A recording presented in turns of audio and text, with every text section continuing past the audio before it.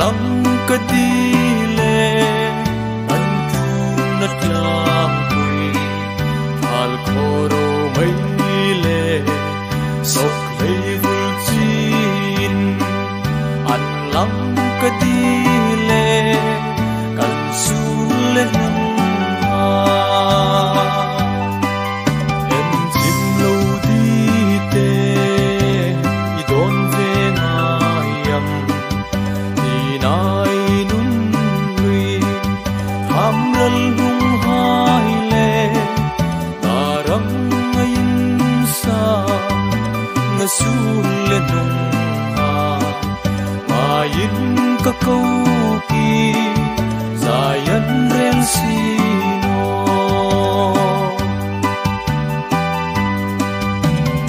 tuy ngai reng re at lai ni len hi ka chan to ka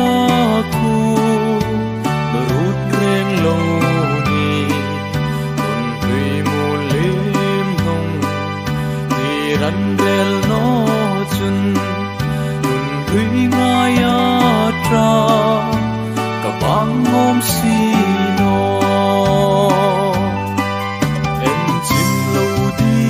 te I don ve na yam ni nai nun lui ham ral hung hai le tarang ngain sa nga su le nung ha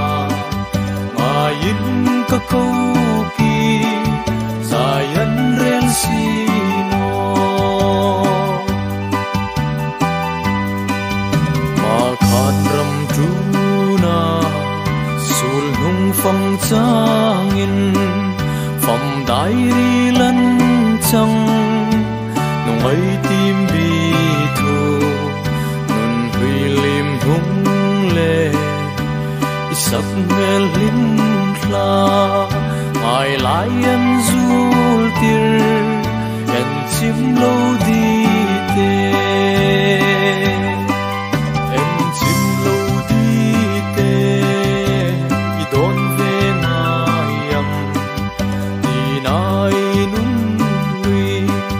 ham ral hung hai le tarang ngain sa nga su le nung ha